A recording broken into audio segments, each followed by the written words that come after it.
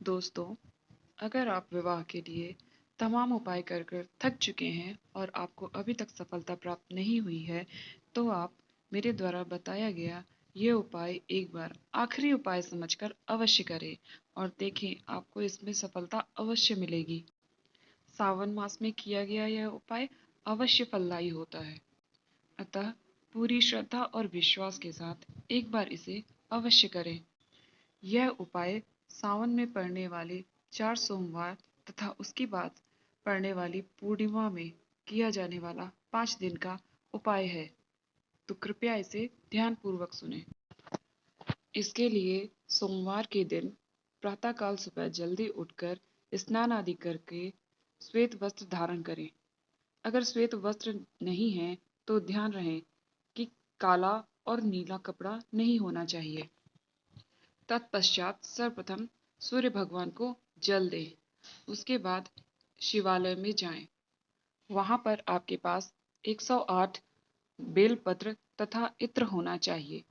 108 बेलपत्रों पर आपको इत्र छिड़कना चाहिए तथा यदि आप लड़के हैं तो आपके पास सफेद चंदन होना चाहिए और यदि आप लड़की हैं तो आप पीले चंदन का उपयोग करेंगे तथा आपको 108 बेलपत्रों की सभी पत्तियों पर, अर्थात एक बेलपत्र में 3 पत्तियां होती हैं, तो उन सभी 108 बेलपत्रों की तीनों पत्तियों पर यह मंत्र जो मैं आपको बताने जा रही हूँ बोलते हुए चंदन लगाना है।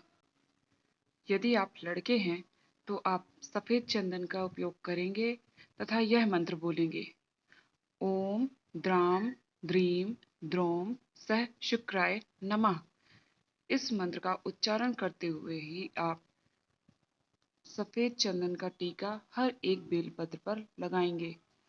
इसके पश्चात एक एक बेलपत्र लेकर इसी मंत्र को बोलते हुए आपको शिवलिंग पर चढ़ाना है।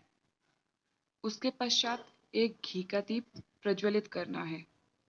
उसके पश्चात पूर्व या उत्तर दिशा में मुंह कर कर पीले रंग का आसन बिछाकर उस पर बैठ जाएं और 108 बार इसी मंत्र का जाप करें तथा पूर्ण श्रद्धा और भक्ति के साथ महादेव तथा माता पार्वती को याद करके अपनी इच्छा उनसे बोलें तथा उनसे प्रार्थना करें अपने शीघ्र विवाह के लिए। साथ ही आपको ब्रह्मचर्य का पालन करना है, झूठ बोलने से बचना है, क्रोध करने से बचना है तथा ज़्यादा से ज़्यादा इस मंत्र का जाप करते रहना है।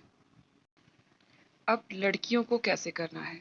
लड़कियों को भी ठीक इसी तरह 108 बेलपत्र लेना है और उस पे पीले चंदन का टीका यह मंत्र पढ़ते हुए लगाना है। ओम ग्राम ग्रीम ग्रोम सह गुरुवे नमः तथा हर एक बेलपत्र पर इत्र छिड़कना है। तत्पश्चात 108 बेलपत्रों को इसी मंत्र को बोलते हुए एक एक कर कर शिवलिंग पर चढ़ाना है।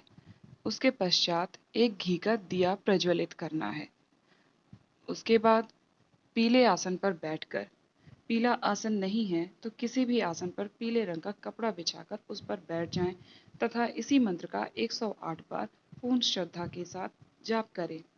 उसके बाद माता पार्वती तथा भोलेनाथ से अपनी मनचाहे विवाह तथा शीघ्र विवाह के लिए पूरे मन से प्रार्थना करनी है। ध्यान रहे, जाप करते समय एकदम सीधा बैठना चाहिए, झुककर नहीं बैठना चाहिए। कुछ समय ऐसा होता है जब की गई प्रार्थना भगवान के द्वारा अवश्य स्वीकार होती है, अतः मुझे पूरा यकीन है कि श्रावण मास में की गई आपके द्वारा ये पूजा भगवान के द्वारा अवश्य स्वीकार होगी और आपके विवाह में आ रही अड़चनों बाधाओं को दूर कर आपके शीघ्र विवाह के लिए मार्ग प्रशस्त करेगी।